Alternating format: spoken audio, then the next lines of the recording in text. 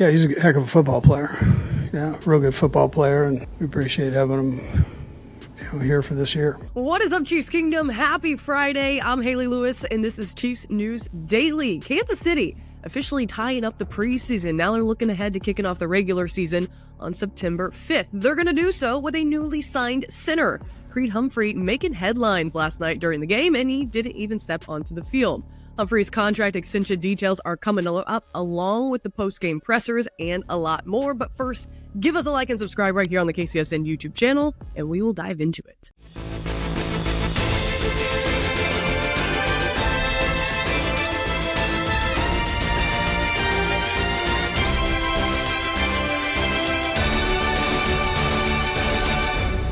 What does having the highest paid kicker matter without having the highest paid center? Am I right? The Chiefs got to keep their top tier talent satisfied. Of course, all jokes aside, we really do love to see a franchise that recognizes the importance of retaining and keeping great players.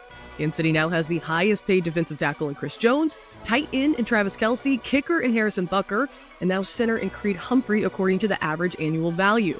Now, according to ESPN's Adam Schefter, Kansas City agreed to a 4-year extension with Humphrey worth $72 million. Sources confirmed this to Schefter during the Chiefs' preseason finale against Chicago around 7:30 p.m. Central Time, so just about 15 minutes after kickoff. Schefter also shared the details, including a $50 million guarantee.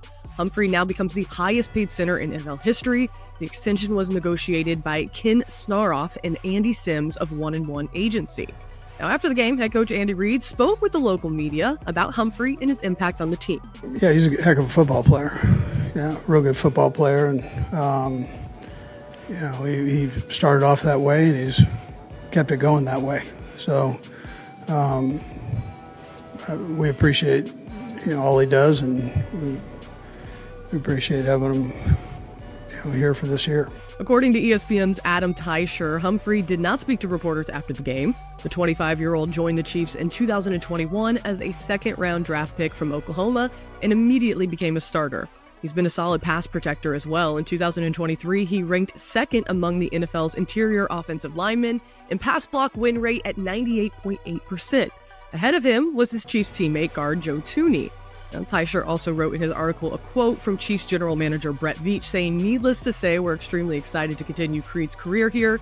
He's been great for our organization, and look, we really have been fortunate to have a really good group of young guys, and hopefully able to get a little bit more work done and with some of these other young guys as well." Teicher also noted that the Chiefs' other starting guard, Trey Smith, is entering his final season of his contract.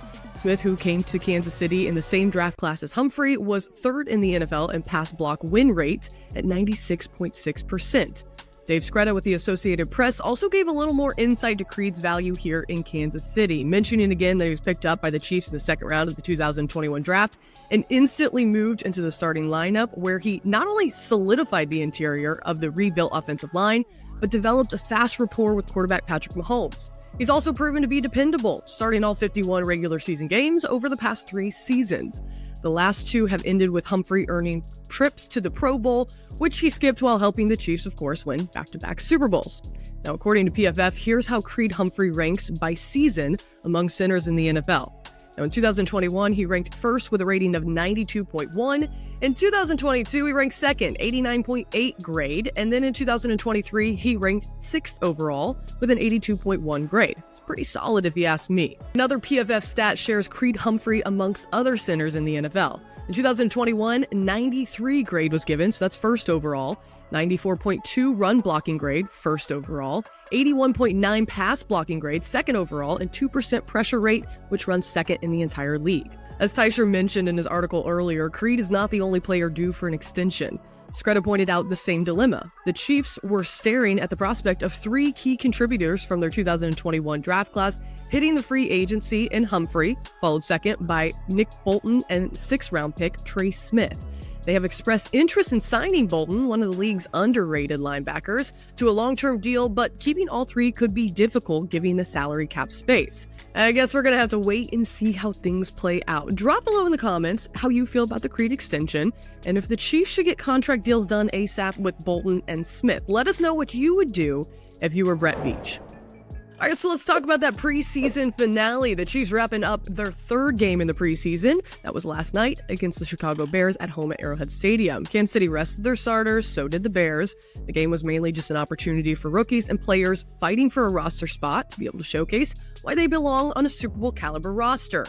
Here are the main highlights and the takeaways from last night. Basically, Carson Steele is a stud. The guy did everything right in putting good football on tape this preseason in hopes of making the 53-man roster. The undrafted rookie from UCLA definitely made a good case as to why he could even be the backup for Isaiah Pacheco.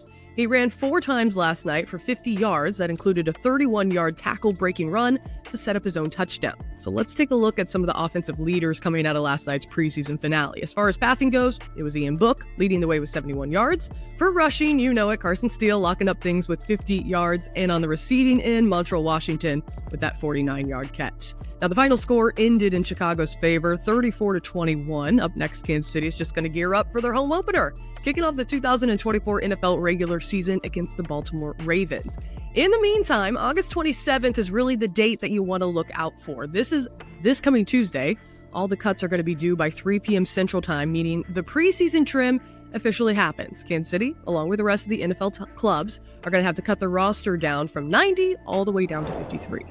All right, let's get to more of that post-game presser we brought you earlier. Head coach Andy Reid was the only person to speak, and the Chiefs are actually going to remain dark, meaning they're not going to hold any press conferences until Monday. That's August 26th. Head coach Andy Reid mentioned a few players by name that impressed him during the preseason finale. I'm sure you've probably already heard them here before. On the offense, Reid called out Ian Book, Carson Steele, and Cornell Powell for their efforts. On defense, Reid mentioned rookie Jaden Hicks, Tyree Gillespie, and rookie Kamal Haddon. Lastly, on special teams, Big Red gave some praise to McCole Hardman, Nico Remigio, and Sky Moore for the return game. As far as injuries go, Reid said that offensive lineman Wanye Morris tweaked his knee a little bit again, but he's going to be okay. He just needs some time to rest up. Rookie linebacker Curtis Jacobs left the field in the second quarter, but he returned in the third, and cornerback Jalen Watson also left the field on his own power in the third quarter. Reid did mention Chicago's defensive back Douglas Coleman, saying our thoughts are with him, and we think he's going to be okay. Now, Coleman, as you guys saw, was taken off the field on a stretcher. After the game, head coach for Chicago told reporters that Coleman has movement in his limbs and is at the hospital, but did not provide any further of an update. All right, let's get you more of that presser now. Here is head coach Andy Reid. He looked good tonight.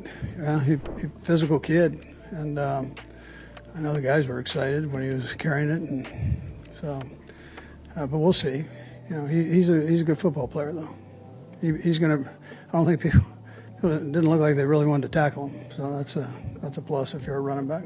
Yeah, I wouldn't say. I mean, we went through last year with him, so we kind of know what he is. He's a talented kid, and you know, he's in a battle to make the team and all that bit. But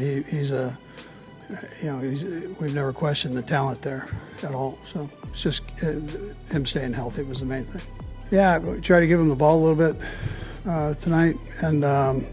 He had some real positive yards. That'll be good for him to see and study himself on that in live action like that. So, but, you know, he's a heck of an athlete, and it's just a matter of getting more familiar with it as he goes here. So, you know, we'll see how everything works out for him.